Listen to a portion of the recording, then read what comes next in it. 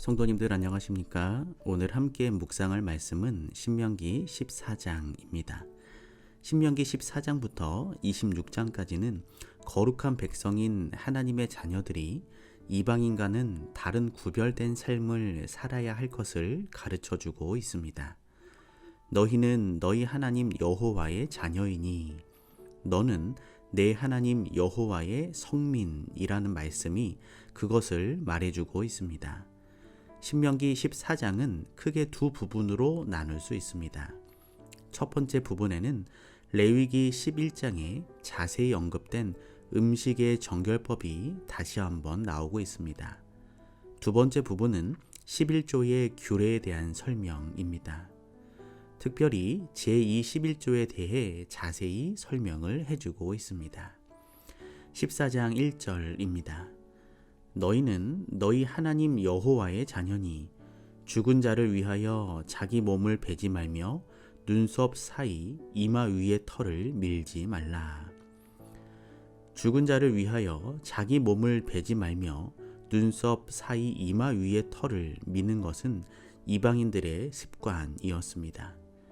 이방인들은 신들을 위하여 혹은 죽은 자를 위하여 자기 몸을 자해하여 죽은 자의 넋을 위로하는 풍습이 있었습니다.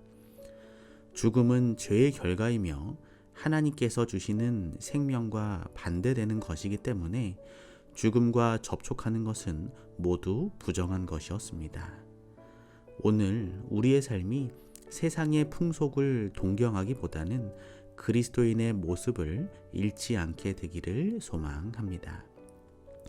14장 2절입니다. 너는 너희 하나님 여호와의 성민이라. 여호와께서 지상 만민 중에서 너를 택하여 자기의 기업의 백성을 삼으셨느니라. 하나님께서는 우리가 몸과 마음을 정결하게 하고 구별되게 살아야 할 이유를 말씀해 주셨습니다. 어떤 그리스도인들은 하나님께서 명령하신 거룩한 삶에 대해 부담을 느낍니다. 신실한 그리스도인이 되기 싫은 이유 중 하나일 것입니다. 그래서 일주일에 한두 번 예배에 참석하는 것 말고는 세상 사람들과 똑같은 삶을 살아가는 그리스도인들이 많이 있습니다. 그러나 내가 거룩하니 너희도 거룩할지어다 라는 말씀은 신구약 성경 전체를 흐르고 있는 하나님의 핵심되는 가르침 중에 하나입니다. 거룩한 삶을 사는 것은 하나님을 위한 것이 아니라 우리의 행복을 위해서입니다. 거룩한 삶을 산다고 해서 인간적인 삶을 포기하라는 말씀이 아닙니다. 성경에서 거룩이라는 말은 하나님을 위해 구별됨을 의미합니다. 믿지 않는 사람들과 똑같이 살면서 어떻게 나는 하나님의 자녀라고 그리고 나는 하나님의 성민이라고 고백할 수 있을까요? 오늘 성경이 이야기하는 것처럼 구별된 백성으로서 여호와의 성민으로서 거룩한 삶을 살게 되기를 소망합니다. 14장 3절입니다. 너는 가증한 물건은 무엇이든지 먹지 말라. 신명기 14장과 레위기 11장은 창조주 하나님께서 사람이 먹을 수 있는 정결한 짐승과 먹을 수 없는 부정한 짐승을 지정해 주신 장으로 유명합니다. 이 말씀은 광야에서의 이스라엘 백성들에게만 해당되는 말씀일까요? 아니면 오늘날 우리 그리스도인들에게도 해당되는 말씀일까요? 간단한 전자제품 하나를 사도 그 안에 다 사용 설명서가 들어 있습니다.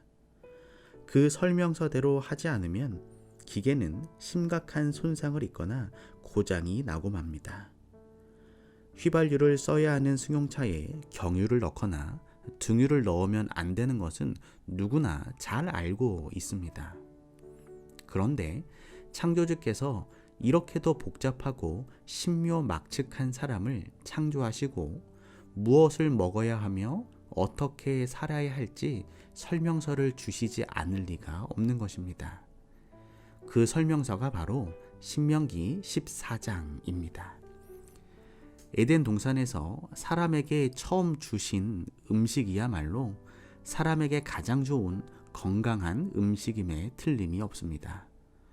사람을 창조하시고 사람의 모든 구조와 소화기관을 잘 아시는 하나님께서 사람에게 필요한 최선의 음식을 주셨을 것이기 때문입니다.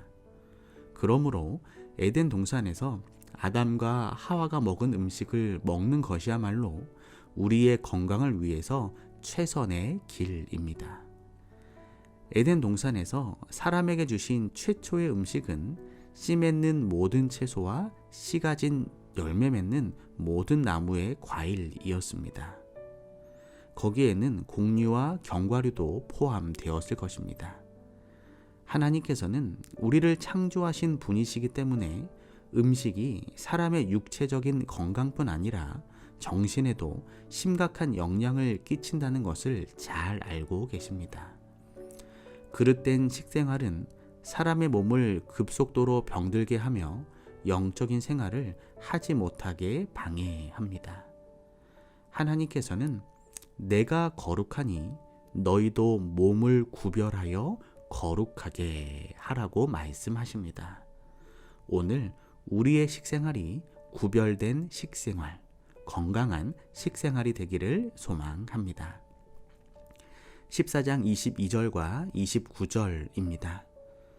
너는 마땅히 매년에 토지 소산의 11조를 드릴 것이며 너희 중에 분깃이나 기업이 없는 레위인과 내 성중에 우거하는 객과 및 고아와 가부들로 와서 먹어 배부르게 하라. 그리하면 내 하나님 여호와께서 너의 손으로 하는 범사에 내게 복을 주시리라. 신명기에 나오는 11조 제도는 레위인의 생계를 위한 11조와 다른 것으로 보입니다. 하나님의 백성들이 다른 사람들과 다른 점 가운데 하나는 자기 수입의 11조를 하나님의 것으로 구별하여 드린다는 것입니다. 11조에는 두 가지가 있습니다. 첫 번째 11조는 제사장과 레위인의 생계를 위해 자기 수입의 10분의 1을 드리는 것입니다. 두 번째 11조는 감사의 잔치와 구제를 위해 드리는 11조입니다. 이것은 제1 11조를 바친 후 그 나머지 10분의 9 중에서 다시 10분의 1을 구별하는 것입니다. 제2 11조는 안식년을 기준으로 제3년과 6년째에는 감사 축제 경비로 사용하지 않고 구제 사업에 사용했습니다. 신명기 14장 22절에서 29절에 나온 11조는 제2 11조에 관한 규례입니다. 오늘날 제1 11조는 우리가 의무적으로 교회에 드리고 있지만 제2 11조는 본인의 형편에 따라 각종 헌금이나 구제에 사용하고 있습니다. 오늘 우리의 헌금 생활이 말씀에 근거하여 구별된 생활이 되기를 소망합니다. 오늘은 김시원 장로님 가정을 위하여 기도합니다. 사랑의 하나님, 김시원 장로님의 삶을 이스라엘 백성들을 인도하신 하나님의 손길로 인도하여 주시고 백성들보다 언제나 먼저 앞서 가주시고 준비시켜 주시고 보호하신 하나님의 섭리를 늘 경험하는 복된 삶을 살게 하여 주시옵소서. 우연히 집사님과 김동호 가족들의 삶이 하나님의 말씀에 언제나 굳건히 서며 성령의 인도하심을 받는 삶 살게 하여 주시옵소서.